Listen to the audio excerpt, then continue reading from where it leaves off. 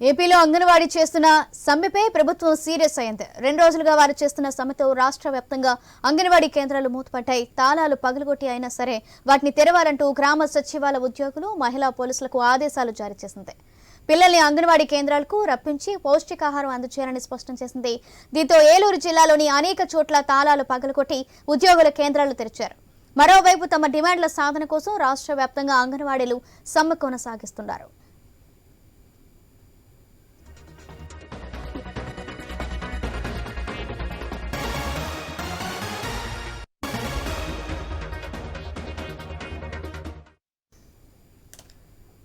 ఏపీలో అంగన్వాడీలు చేస్తున్న సమ్మెపై ప్రభుత్వం సీరియస్ అయింది. 2 రోజులుగా వారు చేస్తున్న సమ్మెతో రాష్ట్ర వ్యాప్తంగా అంగన్వాడీ కేంద్రాలు మూతపడ్డాయి. దీంతో తాళాలు పగలగట్టైనా సరే వాటిని తెరవాలంటూ గ్రామ సచివాలయ ఉద్యోగులు, మహిళా పోలీసులకు ఆదేశాలు జారీ చేశారు.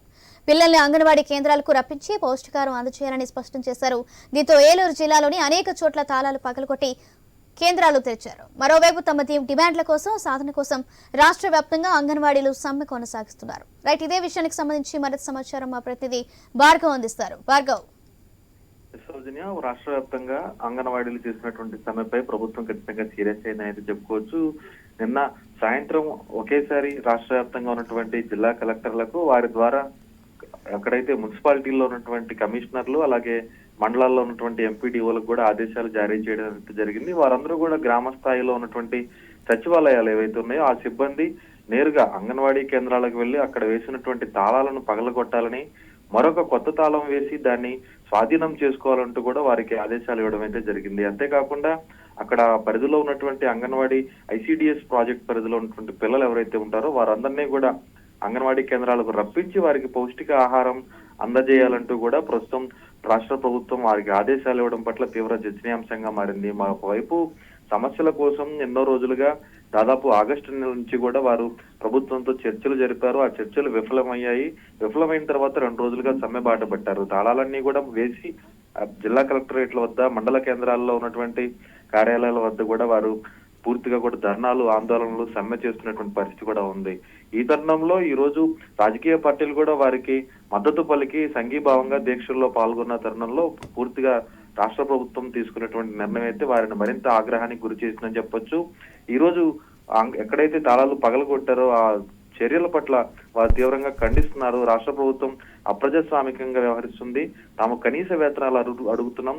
తెలంగాణ కన్నా 1000 రూపాయలు అదనంగా ఇస్తామని ముఖ్యమంత్రి జగన్ ఎన్నికల ముందు హామీ ఇచ్చారు. ఇచ్చిన హామీని నిలబెట్టుకోమని అంటున్నామంటూ కూడా వారు ఆవేదన వ్యక్తం చేస్తున్నారు. ఖచ్చితంగా ఈ విధమైనటువంటి తాళాలు పగలగొట్టి స్వాధీనం చేసుకున్నటువంటి చర్య ఖచ్చితంగా ఖండిస్తున్నాం. మరింత ఉధృతం చేస్తాం ఆందోళన అంటూ కూడా అంగన్వాడీలు హెచ్చరికలు జారీ చేస్తున్నారు. సౌజన్య, రైట్, థాంక్యూ భార్గవ్.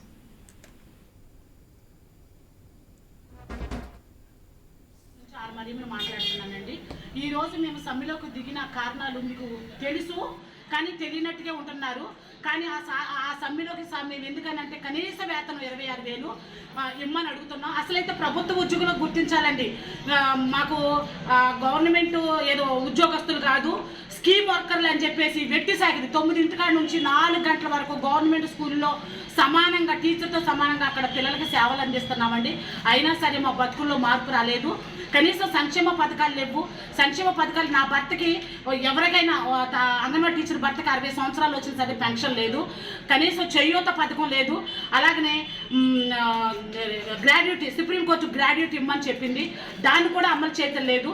అలాగే పెన్షన్ ఎవరైనా అంగన్వాడీ టీచరు రిటైర్డ్ అయితే ఆ ఇచ్చే జీతంలో సగం పెన్షన్ ఇవ్వమని అడుగుతున్నాము. అలాగే అంగన్వాడీ టీచర్లో కుటుంబంలో ఎవరైనా చనిపోతే, అదే అంగన్వాడీ టీచర్ చనిపోతే ఆ కుటుంబంలో ఆడకి ఒక ఉద్యోగం కల్పించాలని అడుగుతున్నాము. అలాగనే మహిళా సచివాలయ ఉద్యోగస్తులతో తాళాలు పగలగొట్టి ఇచ్చేసేసి అక్కడ కార్యక్రమాలు, పిల్లలకు ఆహారం పెట్టడం ఏంటి, తల్లులు గుడ్లు ఇవ్వడం ఏంటి, అన్ని కార్యక్రమాలు చేయాలని మీరు ఒక నిర్దిష్టమైన సర్క్యులర్ పంపించారంట. ఎలా చేస్తారండి? మా ఆవేదన మీకు అర్థం పట్టట్లేదా? మేము బిఎల్ఓలకు చేసుకుంటూ మీరు గెలిస్తే మా బ్రతుకులు మారితే, మా జీవితాలు మారితే, మా కుటుంబ పోషణ బాగుంటుందనే ఉద్దేశంతో మేము ఓట్లేసి గెలిపించుకునే నందుకు మాకు ఇది తగిన శిక్ష మీరు వేసేది. మీరు రాబోయే కాలంలో కూడా మేము మా ఓట్లు మీకు పడాలంటే మా డిమాండ్లు మీరు సానుకూల స్పందించి మాకు తగిన న్యాయం చేస్తారని ఆశిస్తూ తెలియజేసుకుంటాం. చింతలపూడి మండలము, చింతలపూడి ఐసిడిఎస్ ప్రాజెక్ట్ నుంచి నేను సిఐటియు లీడర్ని. నా పేరు శాంతిశ్రీ.